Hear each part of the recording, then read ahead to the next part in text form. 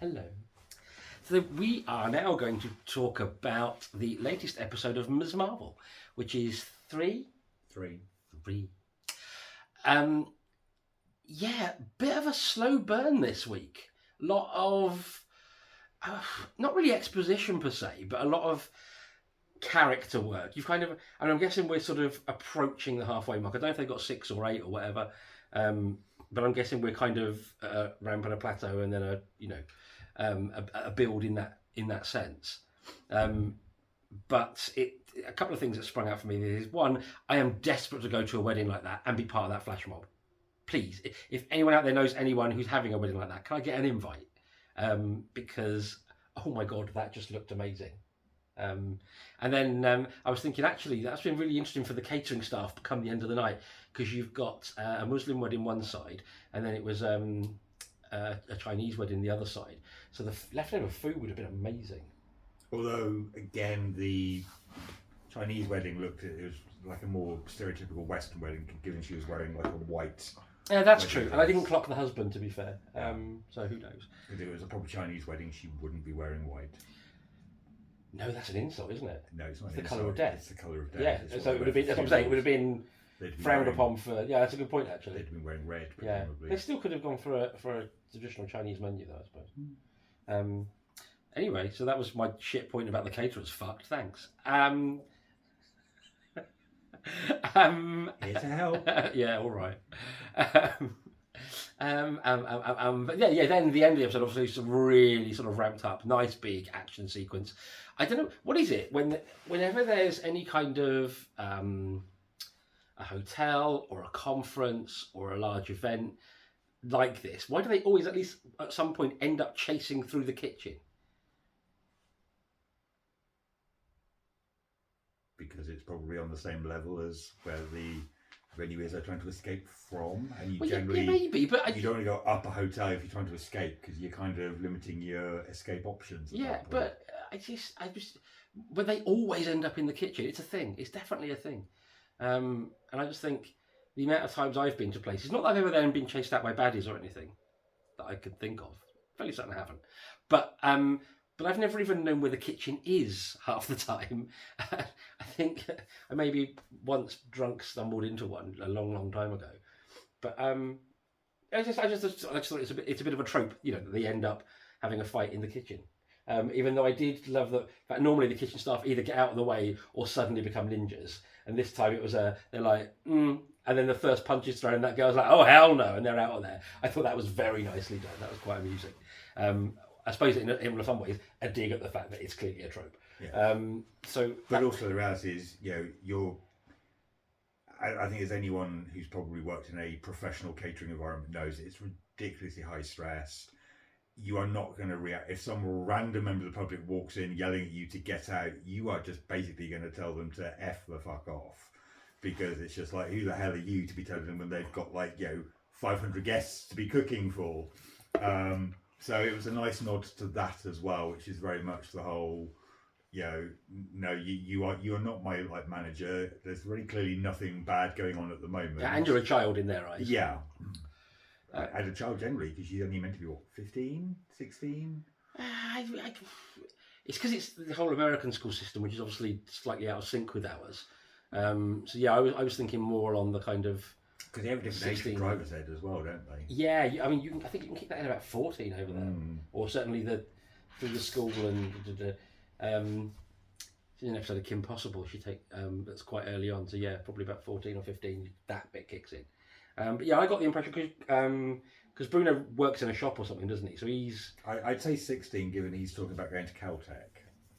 So 16, 17, maybe moving on to college, uni. Yeah, they're in. Isn't that school system until they're 18? So basically, it's almost like sixth form is enforced, and then they go to university. So what they don't have is further education like we have before higher education. I thought uni was further education. No, uni's higher education. I thought it was sixth form. No. Other way around. It's never been my understanding of it, but okay. Well, that's the clients, the colleges and universities I've written ads for have always worded it that way around. Well, like I said, that's not how I've ever done it. But... comment down below, blah, blah, blah. Please don't. And yeah, so I liked this week. Not loads to say about it though, because it was so there was a lot of sort of getting to know some of the wider characters a little bit. I did like the scene in the mosque. I thought that was class. Where I don't know what the religious leader would be called. I think it's an imam. Right. Muslim. Let's call him an. They were calling them the uncles, weren't they? So lead uncle for now, save offending anybody. Is just turn around and was like, "Oh, next time take your shoes off." I was like, "That's cool," because you thought he was going to say something else, and it was just no. Please show us some respect. And I was like, "Yeah, I like this. I like this a lot." But I like the fact that character whose name I don't know got her position Nakia. On the Council. When he said board, then I thought wasn't the wording. And because I think it's nice to see her drive and her passion going somewhere that's not necessarily related to the main story, but definitely could have ramifications later on. I think they're doing quite well with all the characters. Actually, they all seem to have very real stories. Like the way Kamala's parents talk to her. It's not playing into sort of like dramatic stereotype parents of you tell us what's going on, young lady, or while you're under our roof, but the mother and father being very calm after that massive, the wedding basically being hugely disrupted by Kamala. They know she did it, they know she's guilty, they've said, and they come up to her just like, come on, we'll help you if you tell us what's wrong. And she does the whole I can't, so she doesn't even try to deny it. And you just see that kind of. I thought the mother particularly had a brilliant reaction, because it was kind of a slightly pained, but slightly I give up about it. I just thought really lovely, real world reaction to things rather than what you stereotypically get written into dramas, which is the soap opera reaction of "You're not my mother, yes I am" kind of moments. They just seem to be handling the writing of this really, really, really well. All the situations just feel natural and as much as they can. As much as there's powers and whatever. But the emotional impacts, the emotional beats, I think are really solid. And the cast of smashing it out of the park. It's just absolutely phenomenal. The believability of it, the truth in it all is really, really cool. And again, because we don't, I know, apart from what we've seen on screen, I knew shit about Ms. Marvel. The only thing I do know is it's leading up to Marvels, which is going to be the Captain Marvel, Ms. Marvel, and Photon. Yeah, but isn't she going to be Miss Marvel? I don't know. I know nothing other than. I might have that wrong. But she's in it. So anyway, the three. So basically, Maria, Kamala, and Carol. So that's a movie coming, isn't it? That's essentially Captain Marvel 2. So apart from knowing it's heading in that direction, I know nothing about the character, the side characters, who the baddies were in the books, things like that. So it's just quite nice to be taken along on the journey when it's crafted so well. Anything you'd like to add, dear?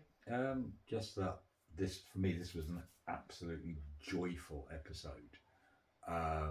Because it's fantastic getting to see sort of the wedding ceremony that they go through, particularly when I think certainly for us, I imagine for quite a lot of viewers, their main experience of like weddings is the comparatively staid sort of westernized Judeo-Christian type sort of approach, very, very heavily Catholic based. Or just sort of Catholic / Protestant, basically. It's very staid, it's very reserved, it's very churchy, and then it's basically just the standard tropes you get about the drunken uncles, the drunken aunties, the bad music, the bad dancing, all of that sort of stuff. We love that auntie, the cheeky auntie. Yes, we love her. I can't think of her name. So again, to see what is meant to be the most joyful moment in someone's life, I suppose, with the possible exception if you're obviously sort of becoming a parent for the first time, for example. But it's up there in terms of positive life experiences. So to see just what I suppose an unfettered joy there is in this particular style of wedding was wonderful. Again, the color palette was amazing. Because again, I think this is something that we've. I say we. I mean, we have, but we in the more general sense have kind of leveled against the DC universe, which is superhero movies. Like your Batman, they have to be gritty, which means they have to be dark. They have to be various shades of greys and browns and drabs and this and other. And Ms. Marvel, and again, this thing I like. I think about the Marvel universe generally is they go for a style of movie or sorry, a style of genre for each particular movie, but they don't fetter themselves. So it's not like every Marvel movie has to follow the same formula. And I know we've talked about this, but you got things like the Winter Soldier is very much almost like a Cold War spy style. You have things like the first, well, probably the first and second Thors were very much almost more your traditional like fantasy type movie. But Ms. Marvel, just the color palette in every episode, it's it's neons, it's colorful, it's hopeful, and I think that to me is very reminiscent of Kamala being a younger character. Obviously you've heard us trying to guess what age she is, so let's say 16, 17 for the sake of argument. But the color palette kind of reflects that sort of, to me, almost youthful optimism that she has, and just her innate joy in everything. I think again as well, it was a lovely moment for Nakia.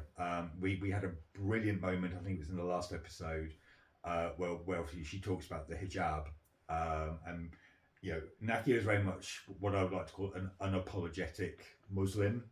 That again, talking about stereotypes, there's a lot of kind of westernized stereotyping of Muslim culture, and the way that women are treated within, and the female relationship to things like the hijab and this and the other. You mean like the views my father has? Yes.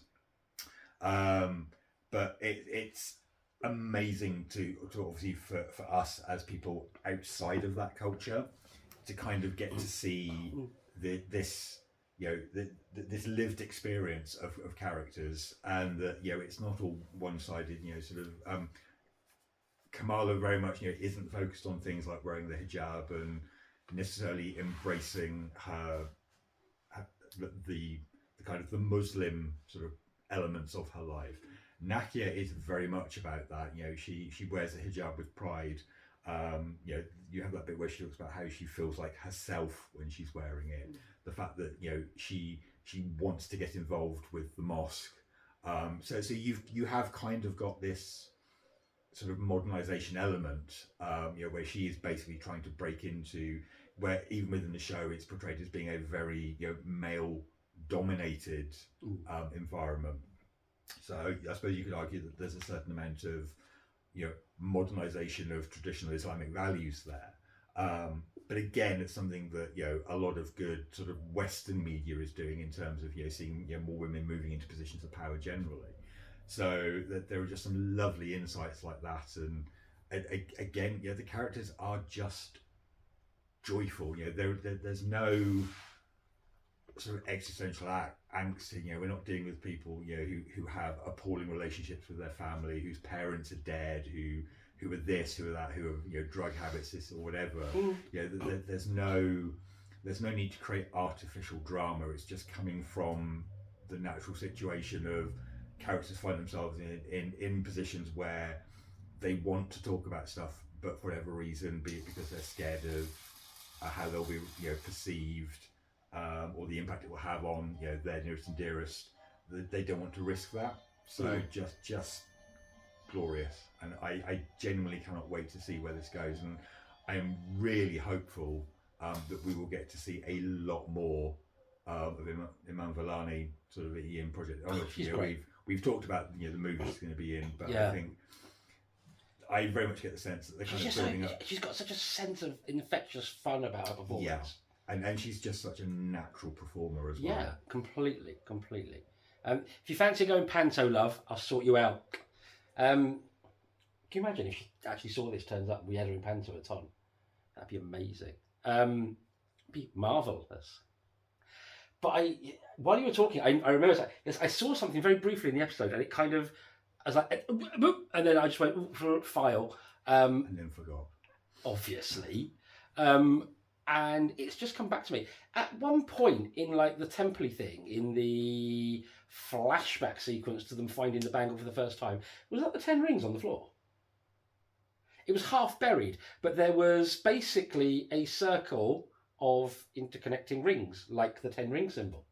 Didn't notice. But it was so quick. I was too busy focused on the arm that the bangle was attached to. May or may not come to something. Again, it was quick, and you couldn't see all of it, because if you were looking like at the screen, you could only kind of see that much of it, and that was all like under sand and rubble and shit.